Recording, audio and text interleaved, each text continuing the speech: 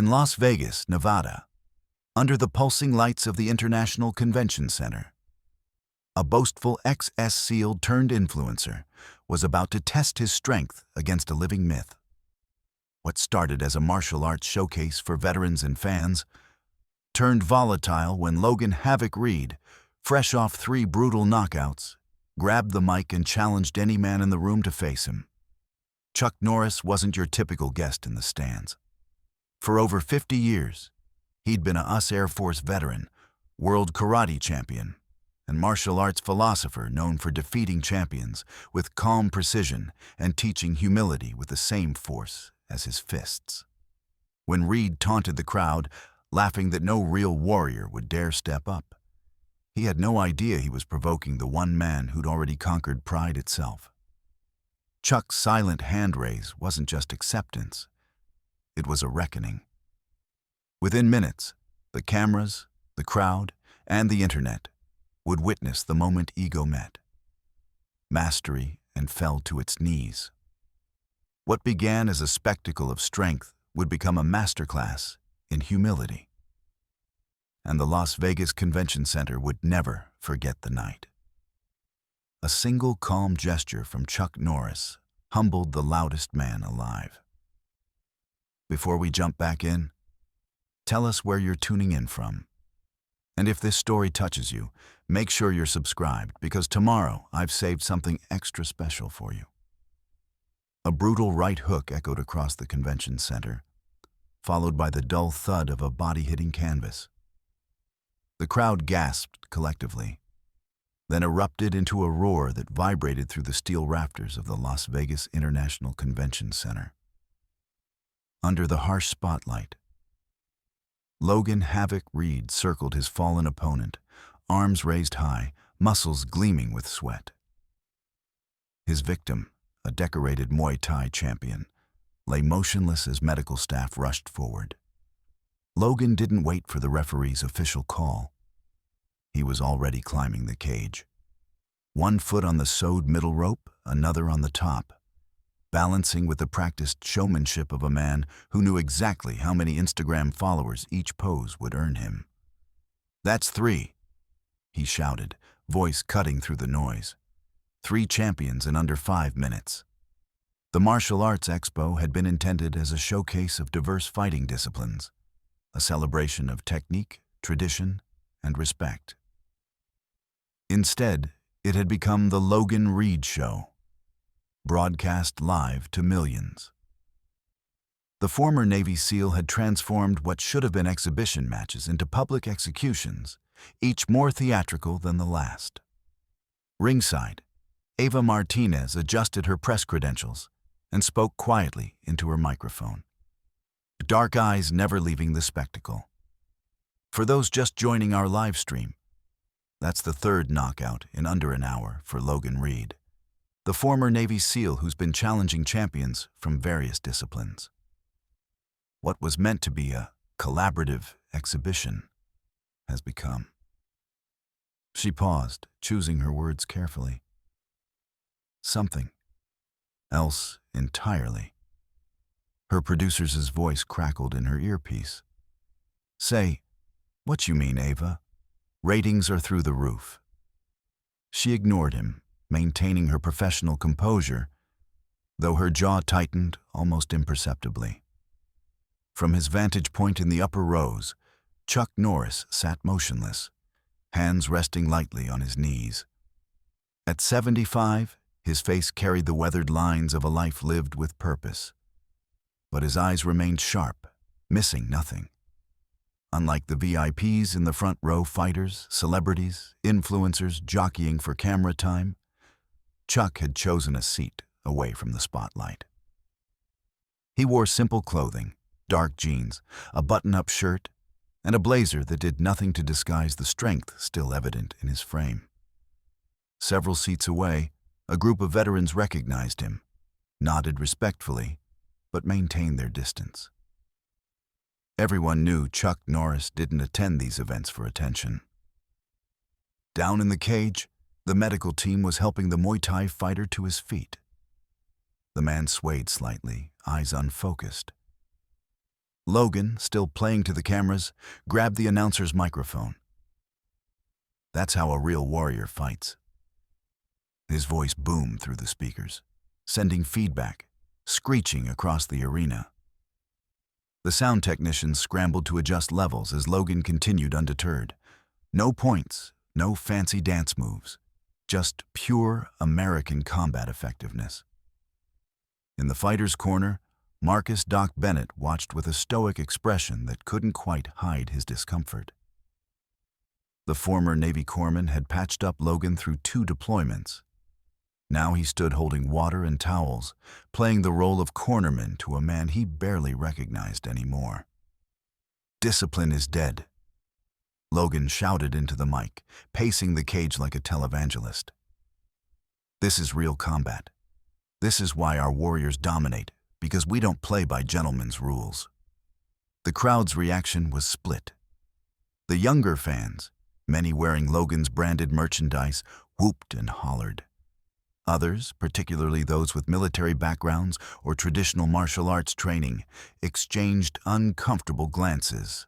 Ava Martinez noted the division in the crowd, her narration continuing smoothly. Reed's controversial style has earned him millions of followers online, where his combat reality videos challenge traditional martial arts. Critics say he's abandoned the discipline and respect that made him an effective SEAL. Up in his seat, Chuck Norris remained still. His breathing so calm, it seemed he might be meditating through the chaos. Only his eyes moved, tracking not just Logan, but the energy of the room itself. In the cage, Logan was hitting his stride. Who's next? Which master wants to test his paper tiger skills against a real predator? He made air quotes around master, drawing laughs from his supporters. The event organizers huddled nearby, clearly unsure how to regain control of their showcase. Marcus caught Logan's eye from outside the cage and made a subtle cutting motion across his throat. "Tone it down." Logan ignored him, high on adrenaline and adulation. "I've got a challenge for everyone here today." Logan continued, his voice dropping to a theatrical near whisper that somehow cut through the noise. Sensing a moment, the crowd began to quiet. Any man in this building, any style, any weight class, any background. He paused, eyes scanning the crowd, the cameras following his gaze up into the stands. "I've taken down Olympic wrestlers, BJJ black belts, and championship boxers. Not in movies, not in choreographed exhibitions in real combat." Another pause, perfectly timed. "So, I'm asking, is there any man here who thinks he can last one round with me?" The convention center hummed with tension. Some fighters looked at each other, calculating risk versus reward. A heavyweight boxer half rose from his seat before his manager pulled him back down. Logan's grin widened, sensing victory before the battle even began. "That's what I thought. I'll take that challenge."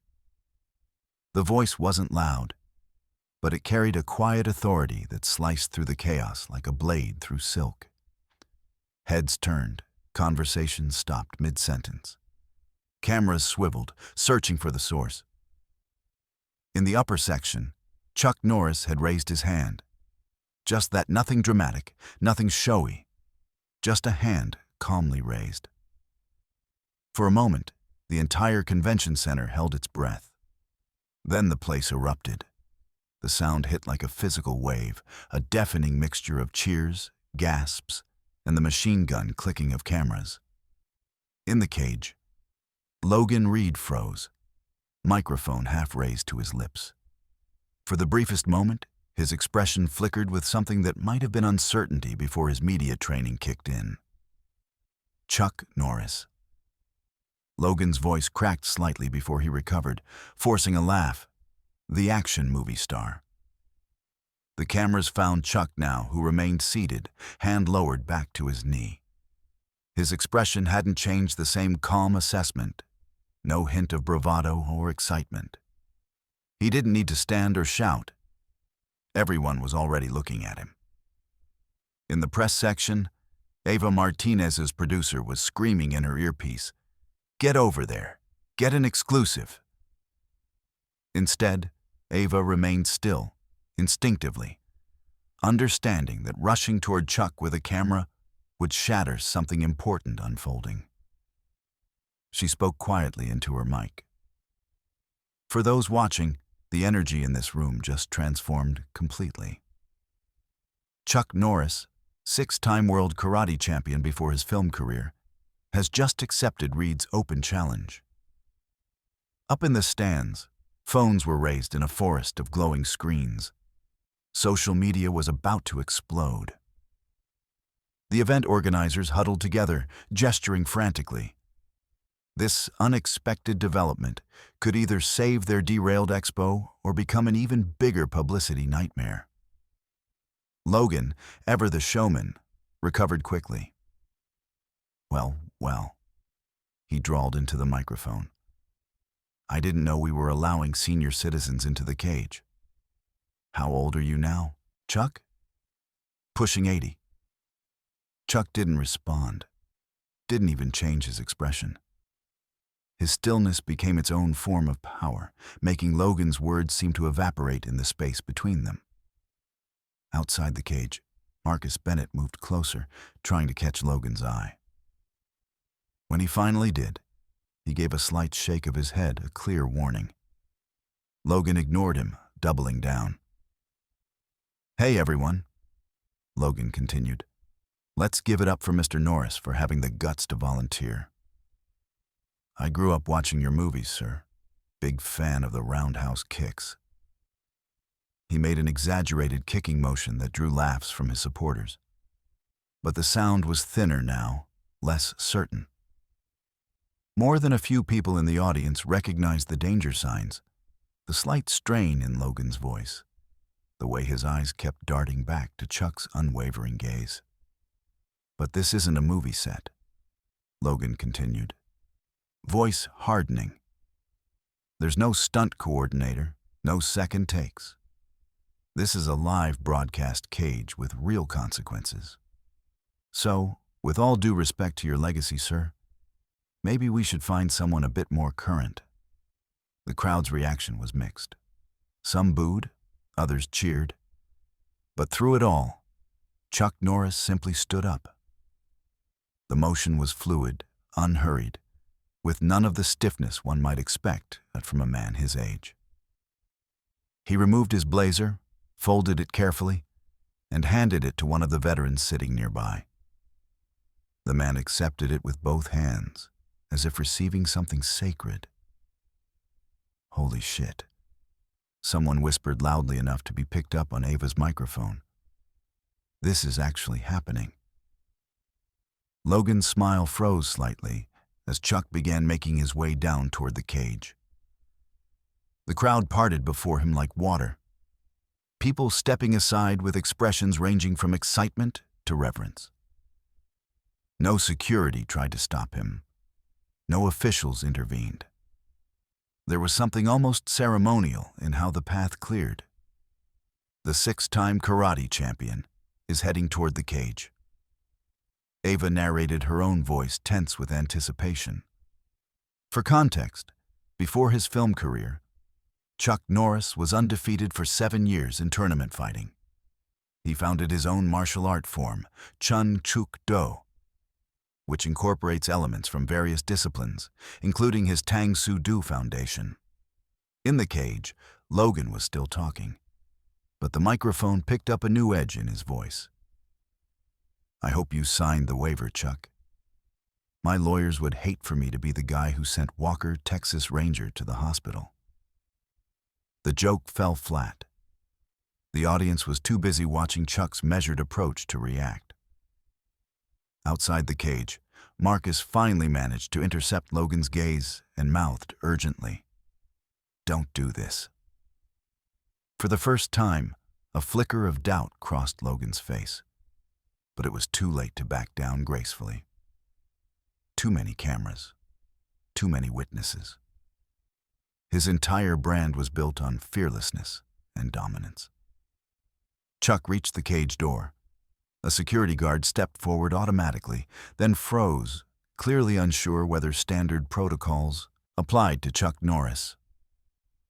After a moment's hesitation, he simply opened the door and stepped aside. Chuck nodded a quiet thank you and stepped into the cage with the same calm precision with which he did everything.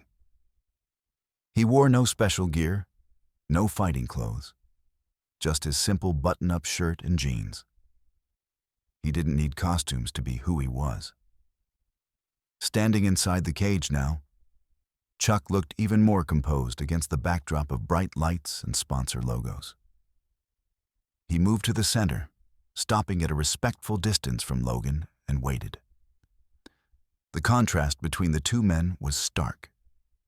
Logan, 35, stood shirtless in professional fighting shorts. His muscled physique covered in sponsor logos and elaborate tattoos commemorating his military service. Sweat still glistened on his skin from his previous fights, and his stance was wide, bouncing slightly on the balls of his feet, constantly in motion, constantly performing. Chuck, 40 years his senior, stood perfectly still.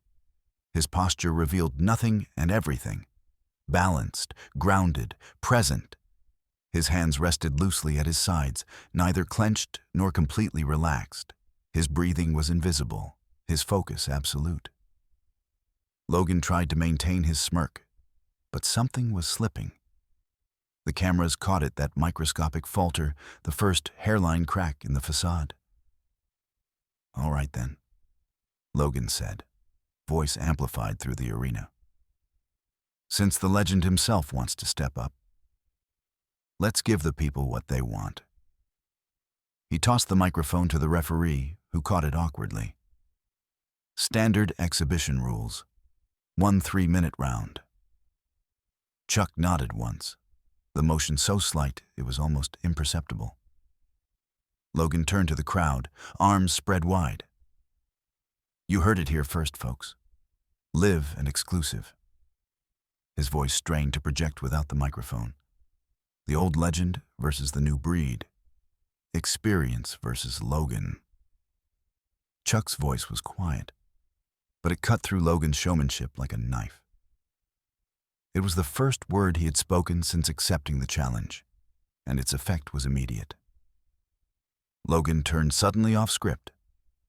Chuck said nothing more, just looked at him, waiting. In the awkward silence that followed, the referee stepped forward nervously. Gentlemen, I'll need you both to acknowledge the exhibition rules. No strikes to the back of the head, no eye gouging. I can stop the contest at any time." His voice trailed off as Chuck gave him a small nod of acknowledgement. Logan, after a moment's hesitation, nodded as well. "All right then," the referee continued. "This will be 1 3-and-out round. Touch gloves, and I don't need gloves," Chuck said simply. Logan blinked, then recovered with a forced laugh. "Fine by me. Bare knuckles it is." The referee looked uncertain, but didn't argue. He stepped back, raising his hand. Fighters ready. Chuck remained still, eyes fixed on Logan with neither aggression nor fear, just complete presence. Logan bounced on his feet, rolled his shoulders, and gave the cameras one last, confident grin that didn't quite reach his eyes. "Begin," called the referee. The arena held its collective breath. The moment the referee stepped back, Logan exploded into motion. He charged forward with practiced aggression, closing the distance in a heartbeat. His first combination, a sharp jab, followed by a looping right hook sliced through the air with professional precision, aimed at where Chuck's head had been a split second before. But Chuck wasn't there anymore. He had shifted, not dramatically, not with any wasted movement. Just a subtle adjustment of weight, a slight angle change that caused Logan's strikes to miss by millimeters. The crowd gasped at the near miss, but those with trained eyes saw something else. Deliberate control. Logan reset immediately, circling to cut off the cage. his eyes narrowed, professional instincts overtaking showmanship. This wasn't going to be the easy humiliation of an aging celebrity he had anticipated. He feinted left, then launched a lightning-fast roundhouse kick. Ironically, the very move Chuck had made famous in his films. Telling and preparing this story took us a lot of time. So, if you are enjoying it, subscribe to our channel. It means a lot to us. Now, back to the story. Chuck didn't attempt to match Logan's speed. Instead, he simply wasn't where the kick landed. His movements were minimal, economical, executed with a fluid precision that made Logan's attack seem almost frantic by comparison. "Are you going to fight or just dodge all day?" Logan taunted, voice tight. He launched another combination. Jab, cross, leg kick, forcing Chuck to give ground. Or so it seemed. Those closest to the cage could see the truth. Chuck wasn't being forced anywhere. Each step, each position was chosen with deliberate intention. In the press section, Ava Martinez leaned forward, her narration growing more intense. "What we're witnessing here is extraordinary. Logan Reed is fighting at full speed and power, while Chuck Norris appears to be, I don't know how else to describe it, completely calm. He's not matching Reed's aggression. He's neutralizing it." Logan came in again, this time with a wrestler's shoot, aiming to take the fight to the ground, where his superior strength and youth would surely prevail. Chuck met the charge with perfect timing, using Logan's own momentum to redirect him, not throwing him, not hurting him, simply ensuring he didn't achieve his goal. As Logan stumbled slightly and turned, there was a new expression on his face. Frustration. "Stand and fight, old man," he growled loud enough for the microphones to pick up. Chuck's expression remained unchanged, neither provoked nor concerned. But something shifted in his stance, a subtle readiness that made the veterans in the audience lean forward in their seats. Logan attacked again, this time with a blinding sequence of strikes that would have overwhelmed most opponents. One punch, a sharp right cross, came within a breath of connecting with Chuck's jaw.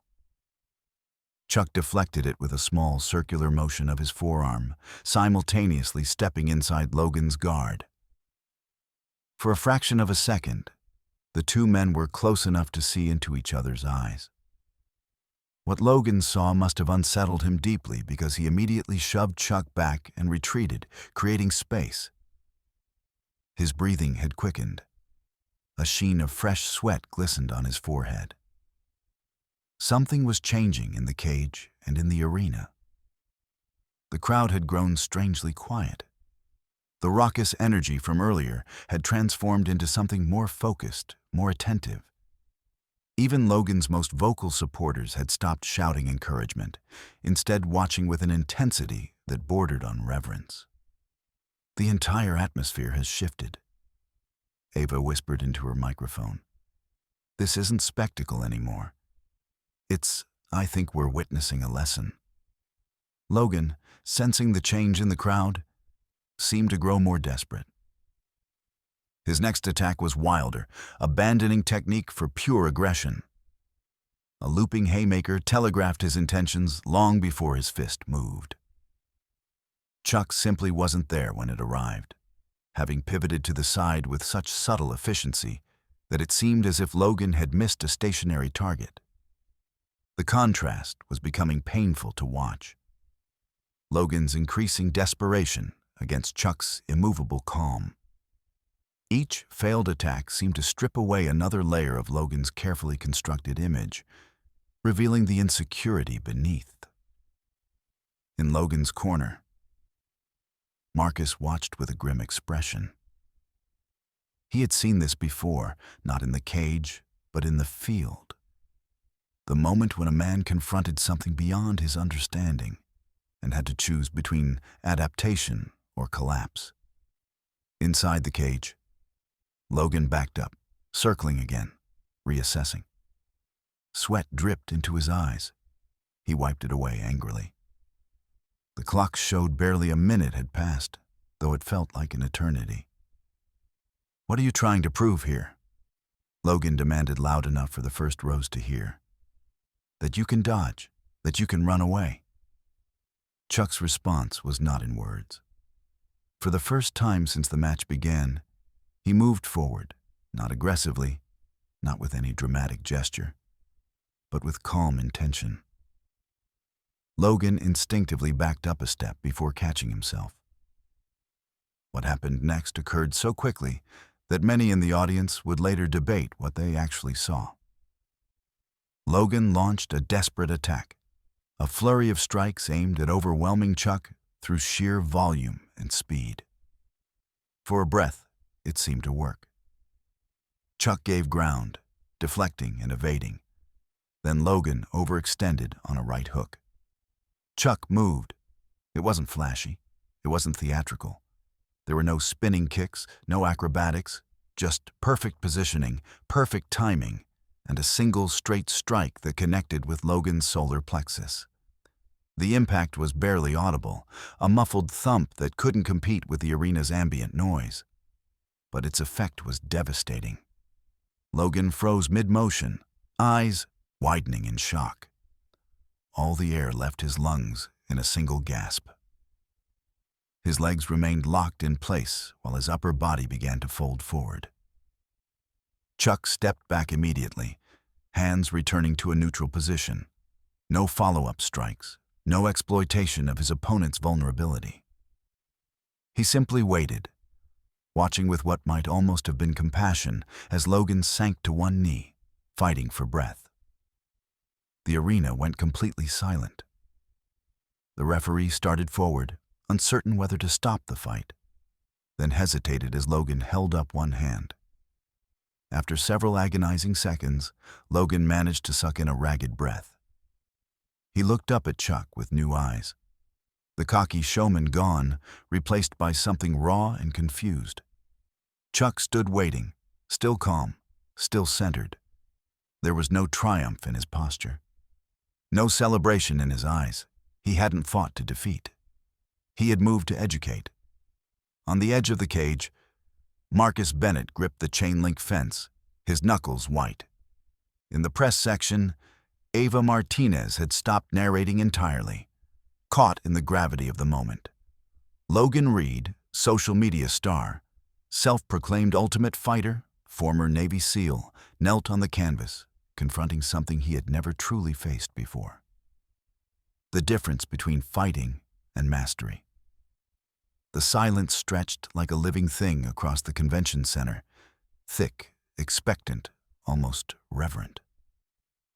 Logan remained on one knee, his right arm wrapped protectively around his midsection.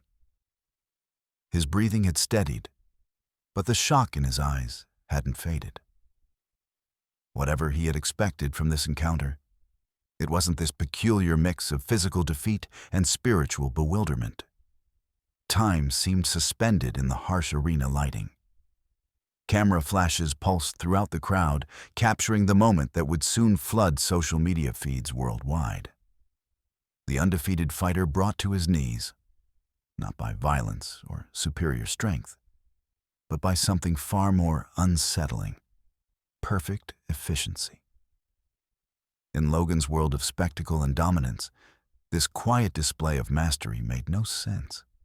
It violated the narrative he'd carefully constructed about combat, about strength, about himself. The referee approached cautiously, his expression betraying his own uncertainty. He'd officiated hundreds of fights, but never one that had shifted so dramatically from sport to something that felt almost sacred. He knelt briefly to Logan's level, professional concern in his eyes. "Do you wish to continue?" he asked, his voice carrying in the unusual quiet. The question hung in the air, weighted with significance beyond its surface meaning. Logan wasn't just being asked if he could physically go on. He was being asked if he was willing to continue the lesson. This wasn't a technical inquiry about his ability to fight. It was an existential one, about his willingness to learn. In his corner, Marcus Bennett watched with the focused attention of someone who knew exactly how pivotal this moment was. He had seen this expression on Logan's face only once before during their second deployment when an operation had gone catastrophically wrong, and Logan had been forced to confront the limits of his training and abilities. That night had changed him. Marcus sensed this moment might do the same. His hand tightened on the towel he held, ready to throw it in if necessary. But something told him that decision needed to be Logan's alone. This wasn't about saving face or minimizing damage. It was about a choice that only Logan could make for himself. From her position at ringside, Ava Martinez remained silent, microphone lowered, understanding instinctively that commentary would only diminish the moment.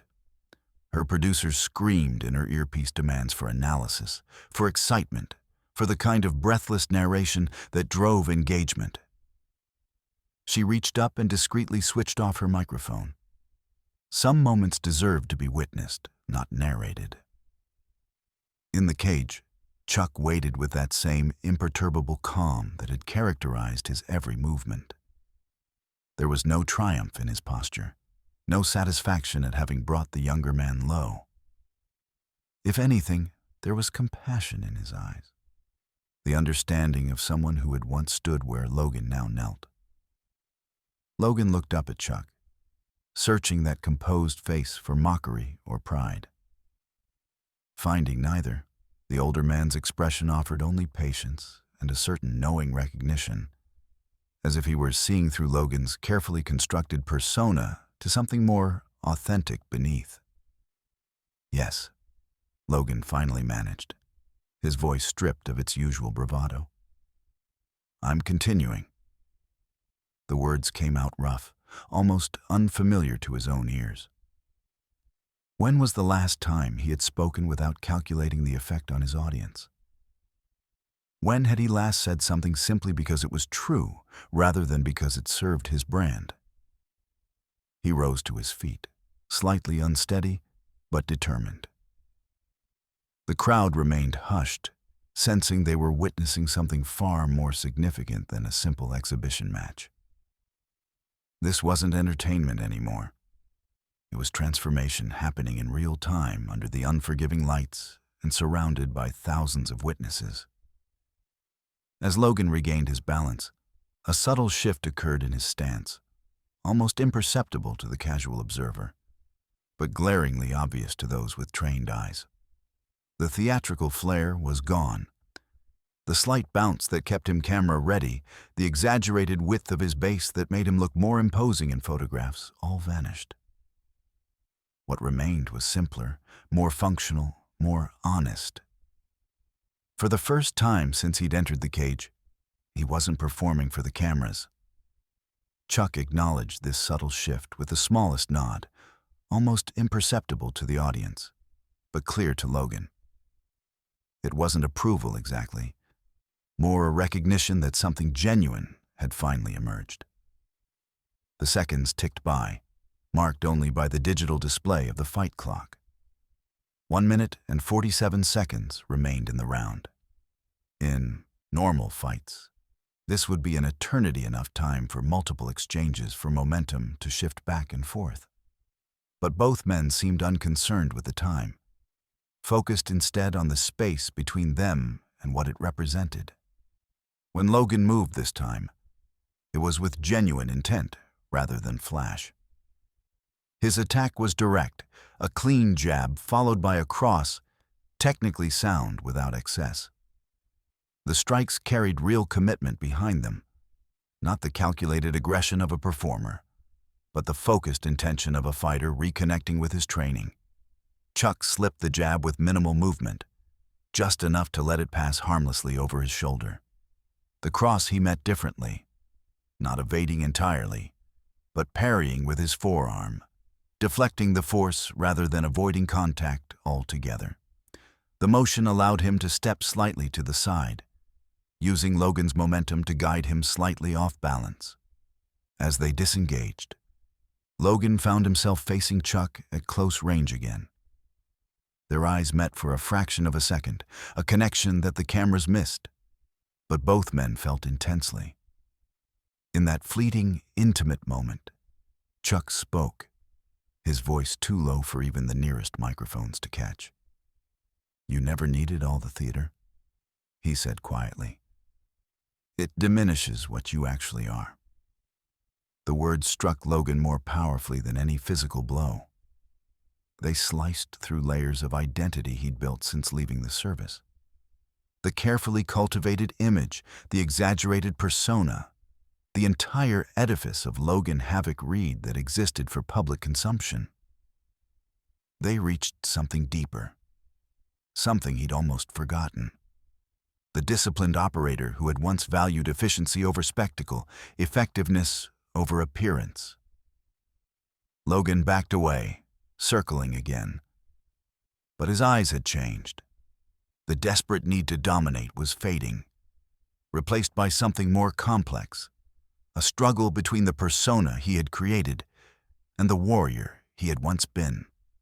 For the first time in years, he felt the dissonance between them acutely, painfully. In the VIP section, several retired fighters watched with knowing expressions. They recognized what was happening in the cage because many had experienced similar moments in their own careers. That pivotal point where the ego meets something it cannot overcome through sheer will or showmanship. One of them, a former champion now in his 60s, leaned over to his companion. "That boy is having his come-to-Jesus moment right in front of everybody," he murmured. "Poor bastard." His companion nodded. "Better here than alone, though. At least he's got a teacher." From her position ringside, Ava Martinez had reluctantly reactivated her microphone under threat from her producer. Her narration resumed, but with a different quality, now hushed, almost reverential. "What we're seeing transcends sport or spectacle," she said, choosing her words with deliberate care. "Reed appears to be having some kind of reckoning in real time. The technical aspects almost seem secondary to the psychological transformation occurring." Her producer barked in her ear. "Less philosophy, more action. This isn't PBS." Ava ignored him, continuing to document what she actually saw rather than what would generate the most engagement. In doing so, she was making her own small stand against the performative culture that had consumed combat sports, the same culture that had seduced Logan away from his foundations. Inside the cage, Logan attacked again, but with a new quality, more measured, more present. His combinations were crisper, more technically sound, stripped of unnecessary flourishes. He moved with the clean efficiency that had once made him effective in the field, rather than the showy aggression that made for viral clips. Chuck met him with the same calm efficiency, neutralizing rather than countering, teaching rather than defeating. Where Logan attacked with genuine technique, Chuck responded with subtle guidance, small adjustments that exposed openings without exploiting them, demonstrations rather than dominance. When they separated this time, Logan's frustration had a different character. Not the rage of thwarted dominance, but the humbler frustration of a student confronting the vastness of what he doesn't yet know. It was the beginning of wisdom, painful in its clarity, but necessary in its function. In the crowd, phones remained raised, but many had stopped recording. Some people were simply watching, understanding instinctively that what mattered most here couldn't be captured in a viral clip or distilled into a shareable moment. The energy had transformed from anticipation of violence to witnessing of growth, a far less marketable but infinitely more valuable experience. 1 minute remained on the clock. Both men sensed it without needing to look, feeling the rhythm of the round as experienced fighters do. In Logan, a decision was forming, not calculated, not strategic, but arising from something deeper than conscious thought. He stepped back, creating space, and then did something that caused a ripple of surprise to pass through those closest to the cage. He dropped his hands to his sides, stood straight, and bowed slightly to Chuck. The gesture wasn't theatrical or exaggerated, just a simple acknowledgement of respect. Athlete to athlete, human to human. Chuck returned the bow, equally understated. Then, rather than maintaining distance as he had throughout the match, he stepped forward and did something unexpected. He reached out and adjusted Logan's stance, slightly rotating his lead shoulder, changing the angle of his back foot, repositioning his guard. It was the gesture of a teacher, not an opponent. Logan allowed the correction, then resumed his stance with the adjustments incorporated. The difference was subtle, but profound, more balanced, more efficient, truer to the foundations of his training. With less than a minute remaining in the round, Logan launched what everyone recognized would be his final effort. He came forward with everything he had, not wild or reckless now, but committed, authentic. There was dignity in it, a quality that had been absent from his earlier showmanship. His combination was textbook jab, cross, hook, each flowing into the next with clean technical precision. No wasted motion, no unnecessary flair, just the honest application of what he knew. Chuck met this last attack differently as well. Instead of simply avoiding contact, he engaged not to harm, but to demonstrate. Each of Logan's strikes was answered with a perfect counter that stopped just short of full impact. It wasn't evasion anymore. It was conversation, a dialogue between techniques, between approaches, between philosophies. In his corner, Marcus watched with a complex mixture of emotions. Part of him mourned for his friend's public humbling. Another part recognized it as necessary, perhaps even overdue.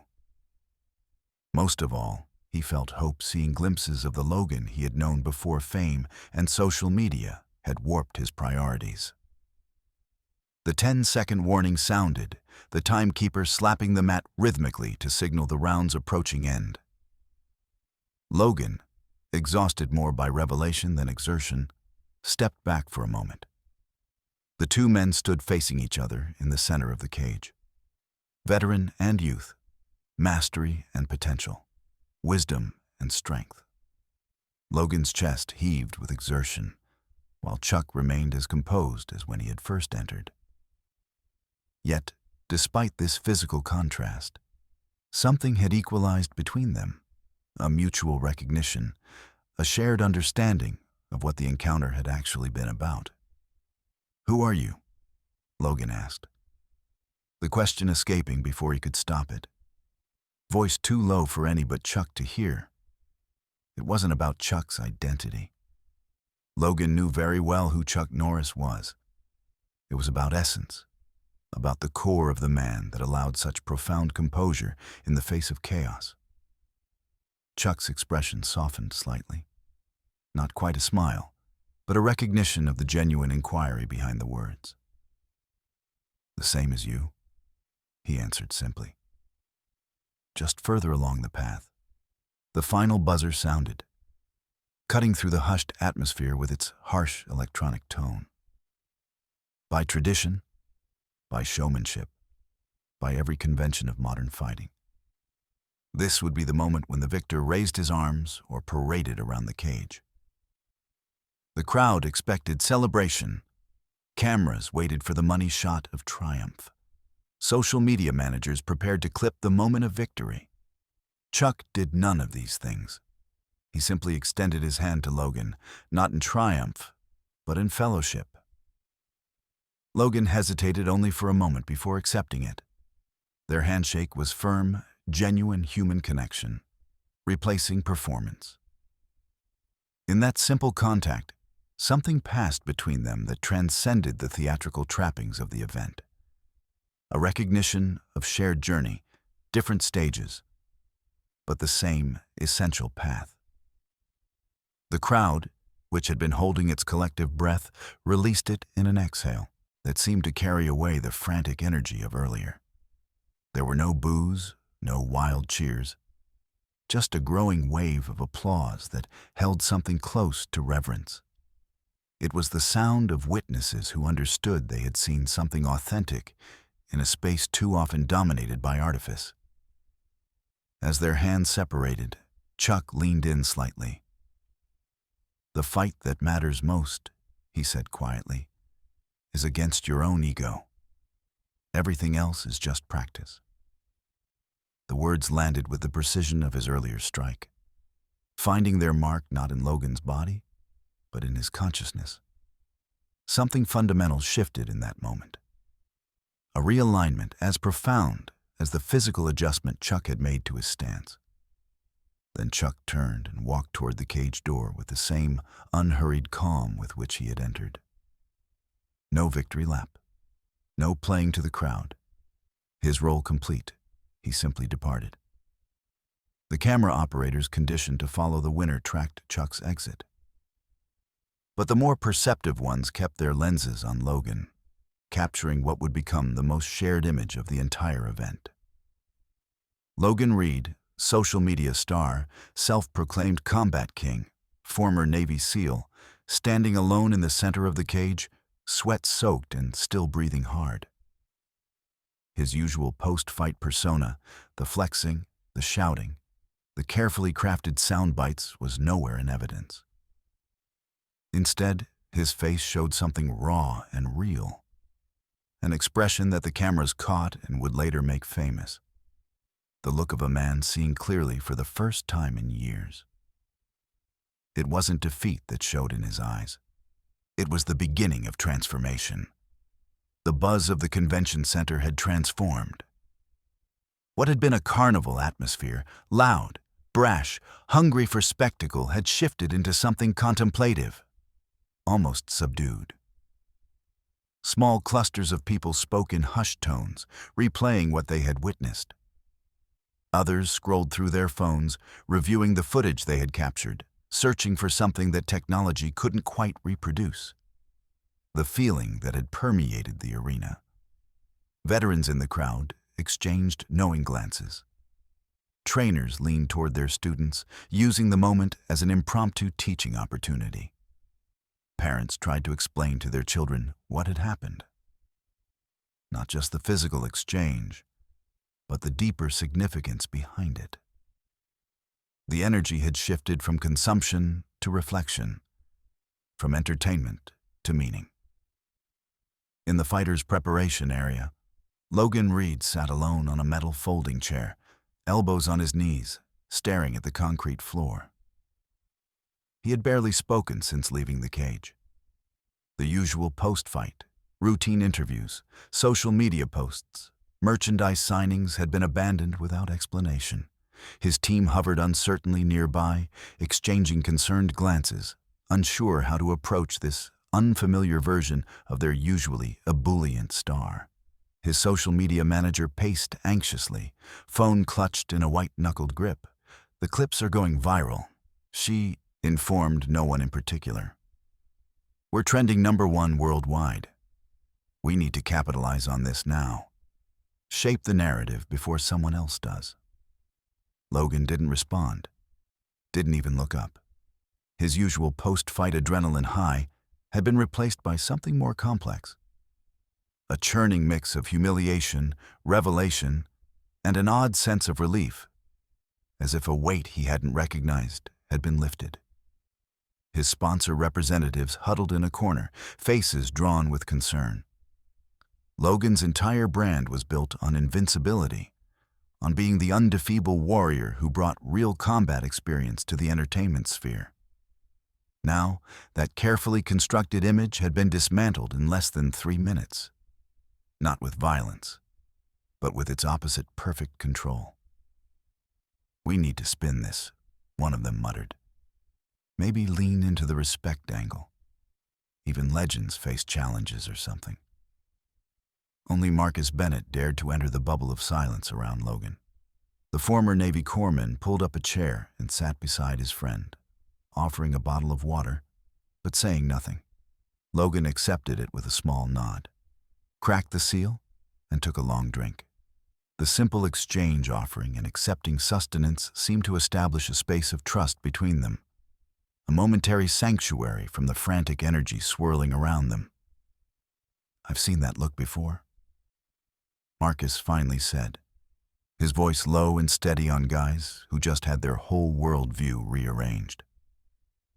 The comment was typical of Marcus, direct without being cruel, perceptive without being invasive.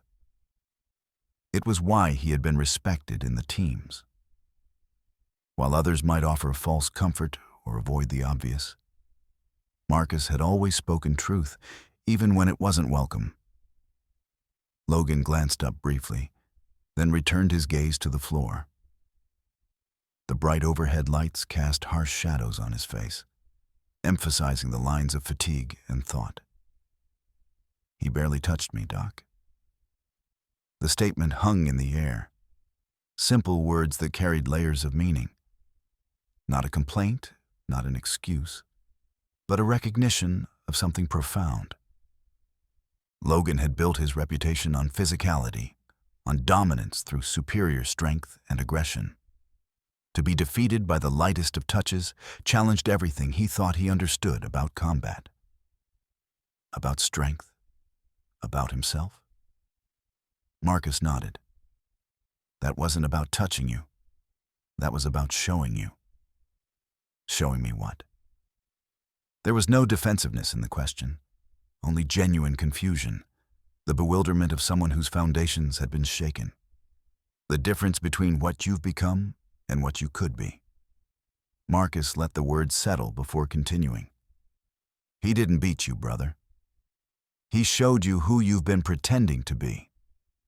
The observation cut deep precisely because it contained truth Logan had been avoiding for years.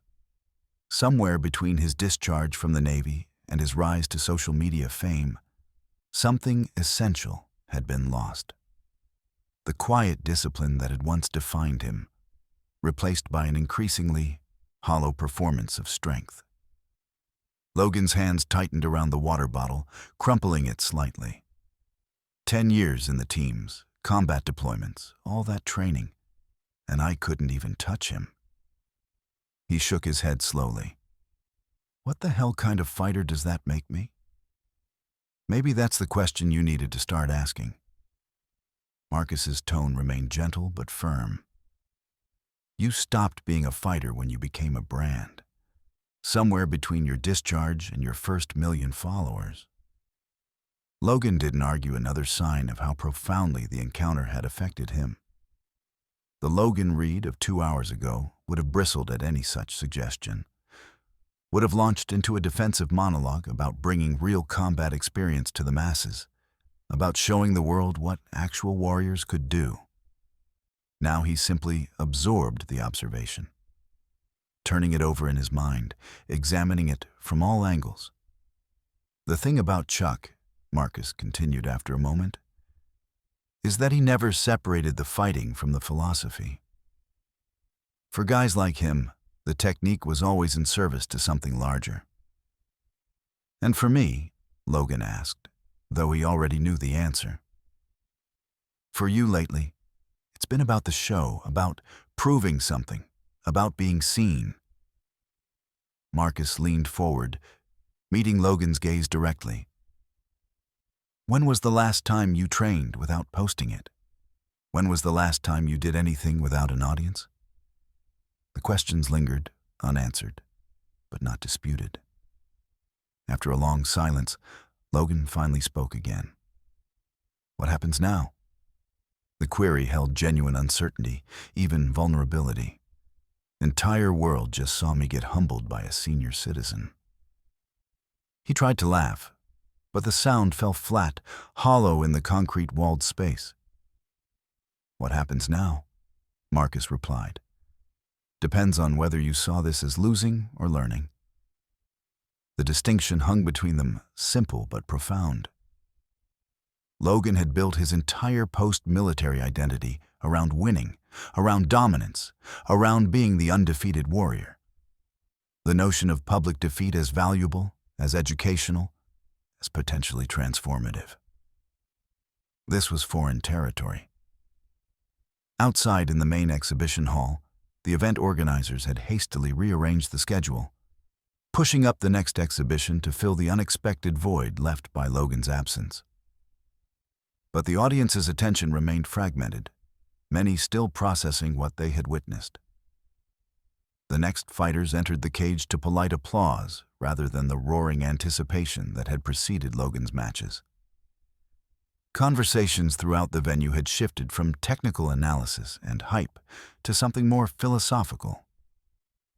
Did you see how still he was? Not tense, just present? My sensei used to say that real mastery looks like nothing special to the untrained eye. I've never seen someone control space like that without even moving. Near the press section, Ava Martinez was conducting a live post-fight analysis. Her usual professional detachment tinged with something more personal. Unlike many of her colleagues who were frantically spinning narratives of humiliation or upset, Ava seemed determined to capture the deeper significance of what had transpired. What we witnessed today transcended sport, she was saying. Dark eyes, intense beneath the lights. In an era of martial arts increasingly defined by spectacle and social media, Chuck Norris provided a masterclass in what true mastery looks like. It's not about domination. It's about control, primarily, of oneself. Her producer's voice came through her earpiece. We're getting huge engagement. Can you get an interview with Norris? Ava shook her head slightly, continuing without missing a beat. Sources tell us Chuck Norris has already left the venue, declining all interview requests. In characteristic fashion, he allowed his actions to speak for themselves. In truth, no one had seen Chuck leave. He had simply vanished into the labyrinth-themed back corridors of the convention center, his departure as understated as his arrival. No entourage, no fanfare. Just a man who had completed the task he had come to perform. The few who noticed his exit described it the same way. Unhurried, unaffected by the chaos around him, focused only on the path ahead. Several spectators claimed to have seen him speaking briefly with some of the veterans in attendance, exchanging quiet words and respectful nods before disappearing. Others insisted he had stopped to sign a program for a young martial arts student, taking time to ask about the child's training with genuine interest. Whether these encounters actually occurred or were simply the birth of urban legends didn't matter. They aligned perfectly with the impression Chuck had left a man for whom fame was incidental. Connection essential. Social media was already erupting. Clips of the brief encounter flooded every platform, accompanied by hashtags like #RealStrength and #SilenceVsNoise. Commentators and influencers scrambled to frame the narrative, but the raw footage told its own story. The contrast between Logan's theatrical aggression and Chuck's calm efficiency was stark, impossible to spin or explain away. Sports psychologists were already being called for commentary, offering analysis of the psychological dynamics on display. Leadership coaches seized on the moment as a case study in different models of authority. The loud dominance of insecurity versus the quiet confidence of mastery. Veterans groups shared the clips extensively, many adding personal reflections on the difference between those who talked about their service and those who simply lived its values. Several former instructors from Naval Special Warfare posted cryptic comments that seemed directed at Logan without naming him. This is why we teach discipline first and technique second. And when ego enters, effectiveness exits. Back in the preparation area, Logan finally stood, rolling his shoulders as if shrugging off a weight. "I need some air," he said. Marcus rose as well. "Want company?" Logan shook his head. No, I think. He paused, searching for words that had never been part of his public vocabulary. I think I need to be quiet for a while. The admission was so contrary to Logan's usual persona that Marcus couldn't hide his surprise. For years, Logan had filled every silence with commentary, every pause with performance. The acknowledgement that he needed quiet, needed solitude for reflection, marked a significant shift, perhaps the first tangible evidence of the transformation Chuck's lesson had initiated. Marcus nodded, understanding passing between them without further words needed. They had served together long enough to recognize when a man needed space to recalibrate his internal compass. I'll run interference, Marcus offered, gesturing toward the hovering team members and the gathering media beyond the preparation area. Take the service exit. Turn left, then second right, leads to the loading dock. Logan gripped his friend's shoulder briefly. A silent thank you, then collected his belongings, ignoring the buzzing phone and the flashing notifications that had formerly been the center of his attention. He made his way toward the side exit, head slightly bowed, not from shame, but from introspection. One of his handlers intercepted him, tablet in hand. Logan, we should really get a statement out. The narrative is forming without us. And let it, Logan cut him off. Voice firm but not unkind. No statement, no posts, nothing until I say so. The handler blinked in surprise, but stepped aside. He had never seen this version of Logan before. Quiet, reflective, unconcerned with optics or engagement metrics. It was as if he were dealing with an entirely different person than the brand-obsessed fighter who had entered the cage an hour ago. As Logan pushed through the exit door into the relative quiet of a service corridor, his phone buzzed in his pocket. He ignored it. Then it buzzed again and again. Finally, he pulled it out, expecting a barrage of notifications from his social accounts, the familiar dopamine-triggering signals that had governed much of his life in recent years. Instead, there was a single text message from an unknown number. The dojo opens at 6 a.m., 1712 Horizon Ridge Parkway. No cameras. CN Logan stared at the screen for a long moment, his expression unreadable. The invitation was simple, direct, without pressure or expectation, exactly like the man who had sent it. It offered a path forward, not with promises or guarantees, but with an opportunity for genuine growth rather than performed excellence.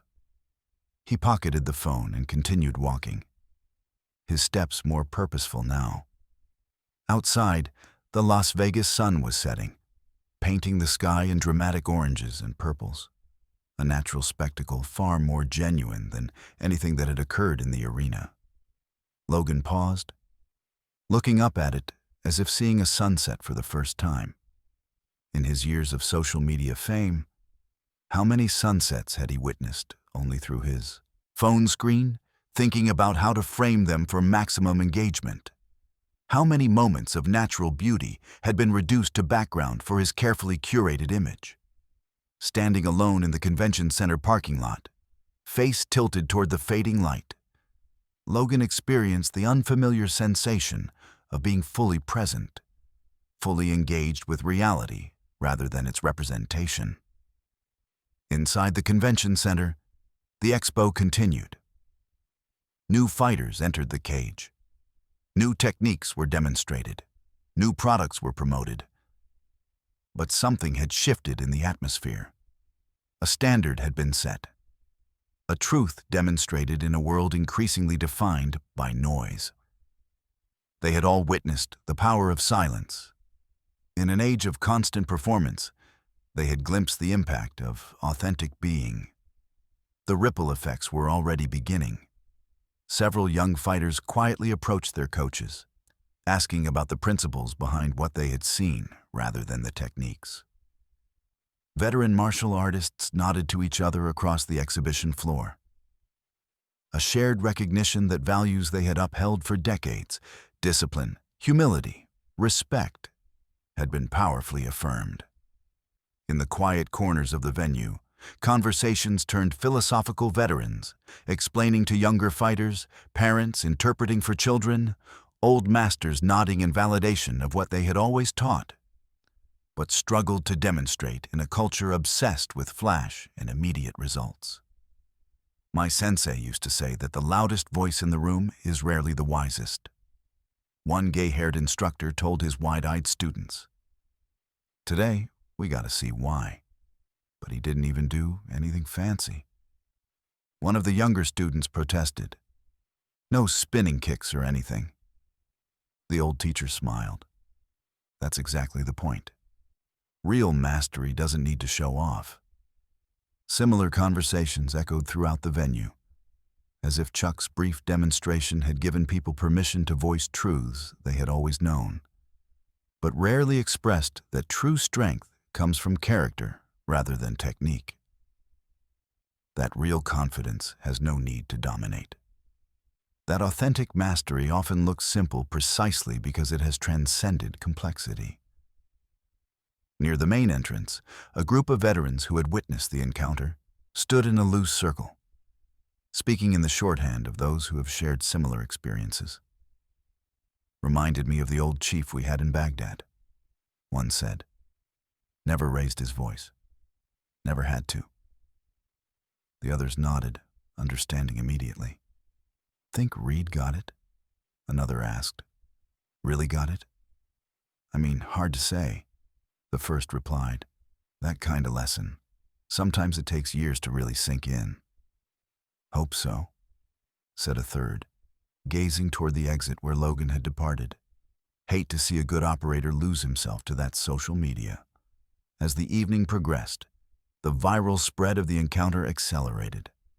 Sports networks interrupted regular programming for special analysis. Combat sports podcasters launched emergency episodes. Behavioral psychologists offered frameworks for understanding the dynamics at play. The brief physical exchange had become a cultural moment, a reference point, a metaphor for competing philosophies of strength and authority. Real strength, Ava Martinez concluded in her final broadcast of the day, isn't about who you can defeat. As Chuck Norris reminded us today, it's about who you become in the process. Her words, clipped and shared widely, captured something essential about the encounter. That its significance lay not in the physical outcome, but in the values it demonstrated in a culture obsessed with external validation, with metrics and views and likes. Chuck had embodied a different standard, the inner alignment that comes from knowing who you are and having nothing to prove. As night fell over Las Vegas, the convention center slowly emptied. Staff began the process of cleaning up, of restoring order after the day's events. In the now quiet arena where it had all unfolded, a single maintenance worker swept the floor of the cage, picking up discarded programs and empty cups. He paused at the center, the exact spot where Logan had knelt and Chuck had stood, the place where something profound had transpired. Invisible, yet palpable. The worker hadn't witnessed the moment himself, but he'd heard about it from dozens of departing attendees, each trying to capture in words what had been essentially nonverbal. Something special happened here today? He asked a passing security guard who was making final rounds. The guard nodded, glancing at the cage with unusual reverence. More like something real. The maintenance worker nodded, continuing his sweeping. The evidence of the day's spectacle was easily cleared away. The discarded merchandise, the promotional materials, the physical trappings of entertainment. But the impact of those 3 minutes of authenticity would linger long after the arena had been cleaned and reset, rippling outward through social media, through conversations, through shifted perspectives. In a culture drowning in noise and spectacle, Chuck Norris had demonstrated the quiet power of being rather than seeming. And in witnessing it, Logan Reed had glimpsed a path back to the authenticity he had sacrificed for fame. A journey that would begin the following morning at 6 a.m. at a humble dojo on Horizon Ridge Parkway, where no cameras would document his first steps, but where something far more valuable awaited. The chance to rediscover what strength really meant. Dawn broke over Las Vegas, painting the desert landscape in soft golden light that belied the city's neon reputation. Far from the famous strip in a modest commercial complex nestled against the foothills, a single-story building stood with little to announce its significance. Just a simple sign reading, Horizon Martial Arts Academy. The parking lot contained only 4 vehicles: a well-maintained older Jeep, 2 family sedans, and a luxury rental car that seemed oddly out of place. Inside that rental, Logan Reed sat with the engine off, watching the entrance. He had arrived 15 minutes early, wrestling with doubts that had kept him awake most of the night. Throughout his career, he had trained at state-of-the-art facilities with championship coaches and gyms that catered to elite athletes with cutting-edge equipment and recovery technology.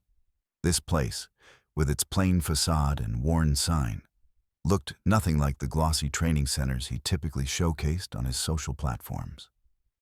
Logan pulled his rental car into the nearly empty parking lot at 5:53 a.m.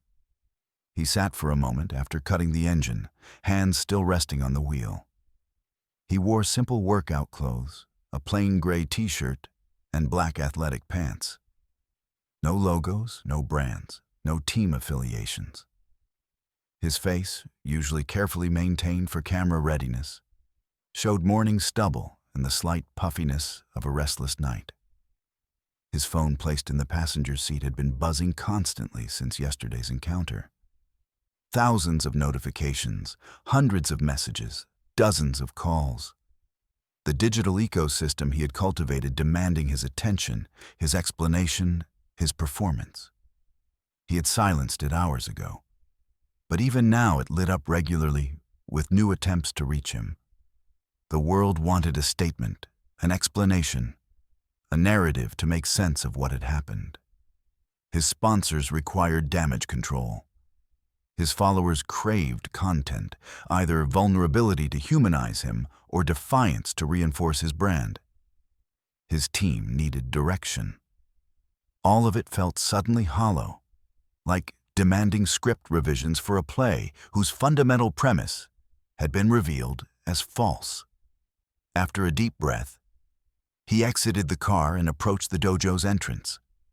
Through the windows, he could see movement inside a solitary figure moving through slow, deliberate forms in the center of the training area.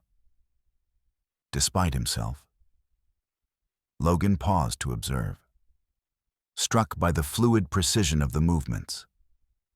There was no wasted energy, no theatrical flourishes, just clean, focused motion that seemed to flow from center to extremity with perfect integration. Logan hesitated at the door, suddenly aware of the threshold he was about to cross, not just physically, but symbolically. 24 hours ago, he had been at the pinnacle of his carefully constructed empire, surrounded by handlers, fans, and the constant validation of social media. Now he stood alone, anonymous in the early morning, about to enter someone else's domain. Before he could knock, the door opened.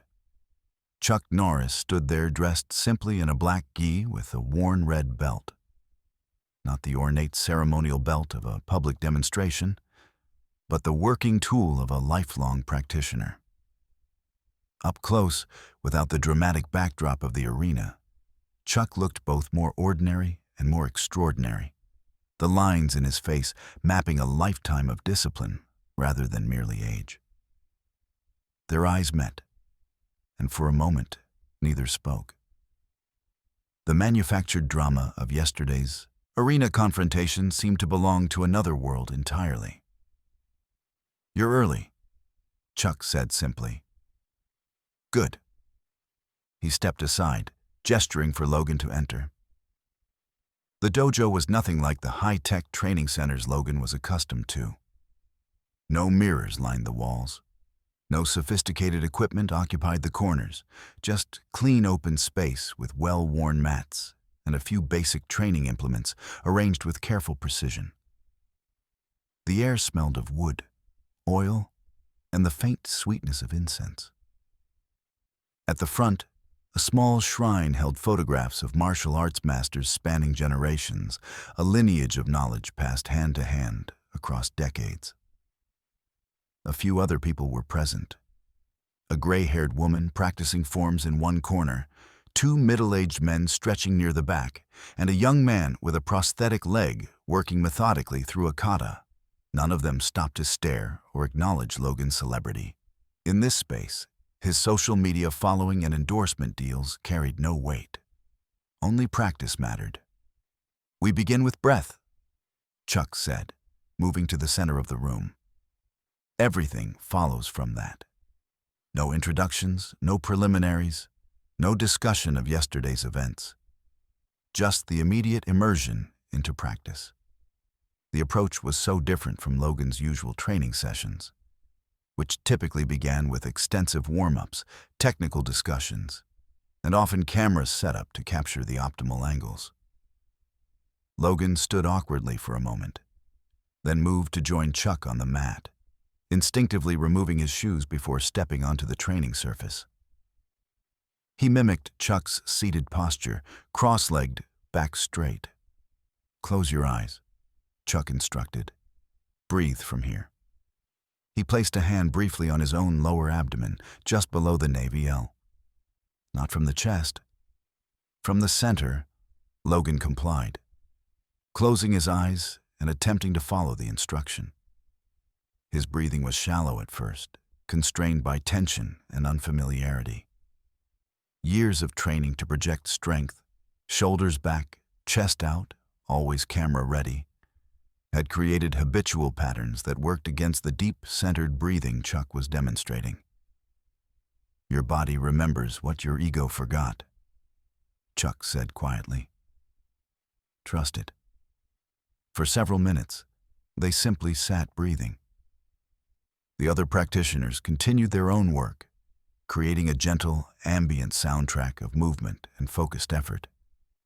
Gradually, Logan's breath deepened. His shoulders softened. Something long constricted began to release. In the silence, memories surfaced his early military training. Before the teams, when an old combat instructor had emphasized similar breathing techniques. Combat breath, the man had called it. Master this, and you master fear. Logan had excelled at it then, before spotlights and followers had pulled his attention outward rather than inward. Yesterday, Chuck finally said, "You fought to prove something. Today, you're here to discover something." He opened his eyes, studying Logan with that same calm intensity from the cage. That's already progress. Logan opened his eyes, meeting Chuck's gaze directly, something he had struggled to do in the cage. "I don't understand what happened yesterday," he admitted. "I've trained with Olympic athletes, special forces operators from 3 countries. No one has ever." He trailed off, unable to articulate exactly what Chuck had done to him. "Made you question everything?"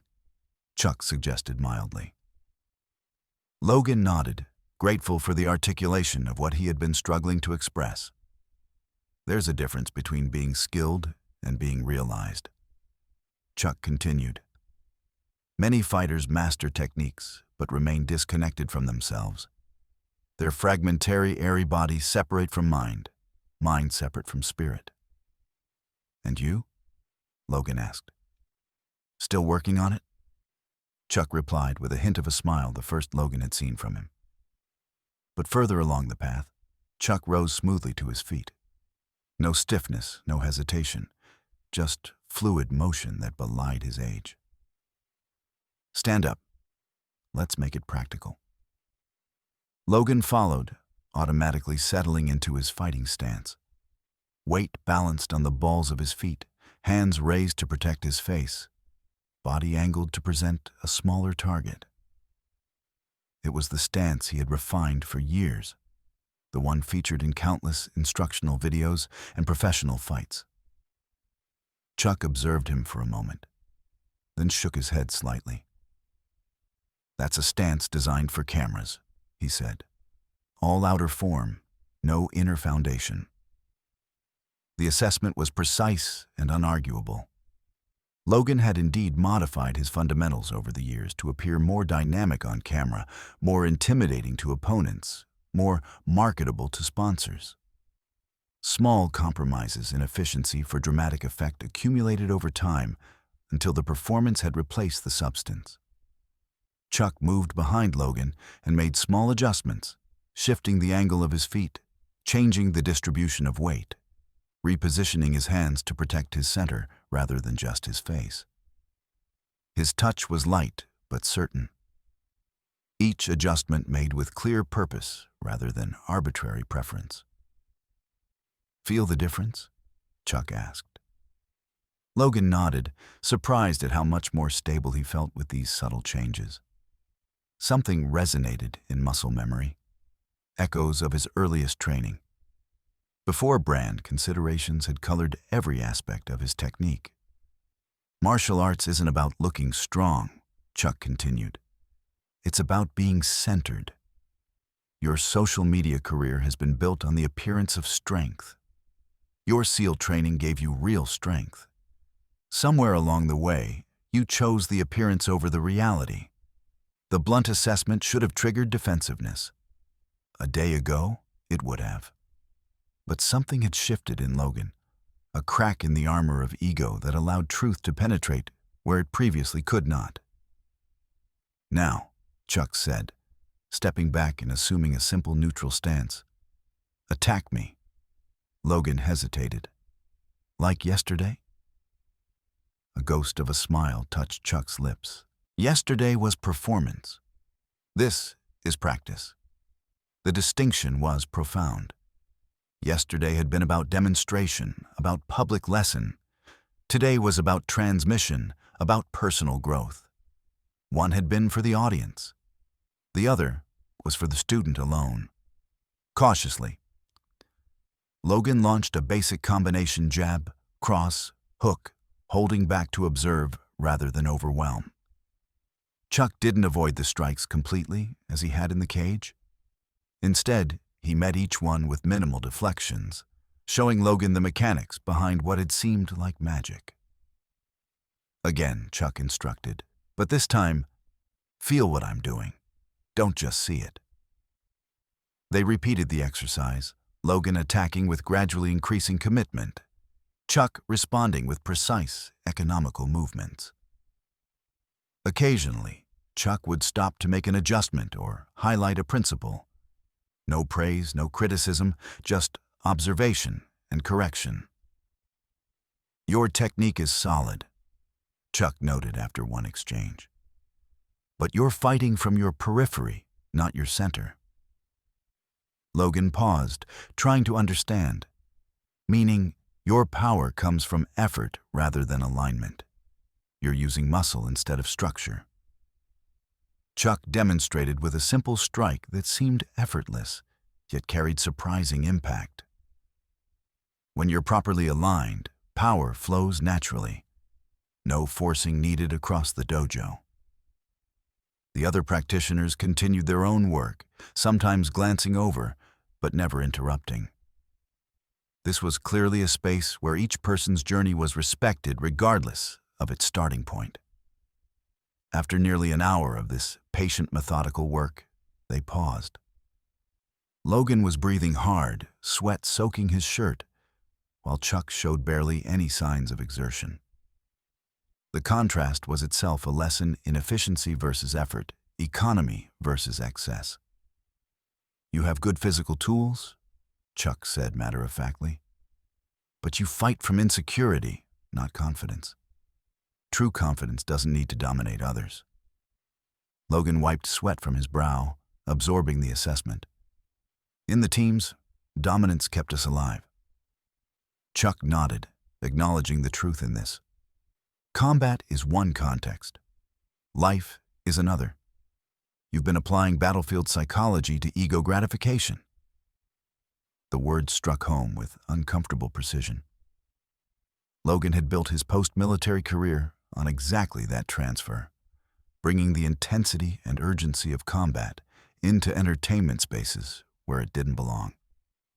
"Why did you invite me here?" Logan asked finally. "After I challenged you, disrespected you in front of thousands." Chuck's expression remained calm, but a warmth entered his eyes. "Because 30 years ago, someone did the same for me when I needed it." The path isn't about never losing your way. It's about how you respond when someone shows you that you have. He gestured toward the small shrine at the front of the dojo. Every master there was once a beginner. Every teacher was once lost. What matters isn't where you've been, but where you choose to go next. Logan looked at the shrine, then back at Chuck. "And where is that?" "That's your question to answer." Chuck moved toward a small side room. "To first, then maybe you'll have a clearer view." As they walked, Logan noticed a bulletin board near the entrance. Among the flyers and schedules was a simple handwritten note. "Wisdom begins when you realize the difference between being skilled and being valuable." Chuck followed his gaze. "My first teacher wrote that. Took me 20 years to understand it." In the small kitchen area, Chuck prepared tea with the same focused presence he brought to everything. Nothing hurried, nothing wasted. 2 other students entered, nodded respectfully, and began preparing their own drinks. No fanfare for the famous figures among them, no requests for selfies or autographs. In this space, status came from character rather than celebrity. As they sat drinking the fragrant green tea, Logan found himself speaking without the careful self-editing that usually governed his public persona. "I don't know if I can walk away from what I've built." He admitted the followers, the contracts, the expectations. Chuck considered this, sipping his tea before responding. "The question isn't what you walk away from, but what you walk due toward. Transform rather than abandon." "Is that what you did after the films?" "The fame." Chuck nodded slightly. "Fame is like wealth, a dangerous servant, but a terrible master. I had to decide what actually mattered." A comfortable silence fell between them. Through the window, Logan could see the other practitioners continuing their training. Each focused on their own journey. No competitions, no performances, just the quiet pursuit of mastery. "The dojo is open every morning at 6, Chuck said finally. "No cameras, no social media, no egos at the door, just practice." The offer hung in the air, not pressuring, not persuading, simply existing as possibility. Logan looked down at his empty teacup, then back at Chuck. For the first time since entering the building, he smiled, a genuine expression that reached his eyes, free from the practiced charm he showed to cameras. "Tomorrow at 6, then he said. Chuck nodded once. The matter settled. As Logan rose to leave, he paused. "My team will be going crazy. They'll want statements, explanations, some way to spin what happened." "What do you want?" Chuck asked simply. Logan considered the question so basic, yet so rarely asked of him in recent years. Everyone wanted something from Logan Reed, the brand. Few cared what Logan Reed, the man, actually needed. "Time," he said finally. "Space to figure out who I am without all the noise." "Then that's your answer," Chuck replied. "The rest will follow." Logan extended his hand. Chuck took it, the same handshake they had shared in the cage, but transformed now by understanding rather than shock. As Logan walked back to his car, the morning sun now fully risen over the mountains. He felt lighter somehow. Nothing had been resolved, nothing magically fixed. His social accounts were still, probably exploding with reactions. His sponsors still likely in crisis meetings, his future still uncertain. But for the first time in years, he was moving towards something authentic rather than performing for validation. Inside the dojo, Chuck returned to the center of the training area and resumed the slow, deliberate form he had been practicing when Logan arrived. Each movement flowed into the next, with the accumulated wisdom of decades not performed for an audience, but embodied for its own sake. Two paths had converged briefly, one near its beginning, one near its culmination. The younger had glimpsed what the longer journey might offer. The elder had fulfilled the obligation to pass on what had been given to him. And in the quiet space between punch and counterpunch, between pride and humility, between noise and silence, the transformation had begun. Not just for one fighter, but for all who would hear the story of the day, Chuck Norris raised his hand. Because true strength, as both men now understood, wasn't found in dominating others or in viral moments of triumph. It resided in the courage to face oneself honestly, the humility to begin again, and the wisdom to value growth over glory. In a culture obsessed with winning, sometimes the greatest victory is simply finding the right path again after losing your way. Up next, we have two more incredible stories that are waiting for you. Just click the image you want to watch, and it will take you there. If you enjoyed this video, make sure to subscribe. It would mean a lot.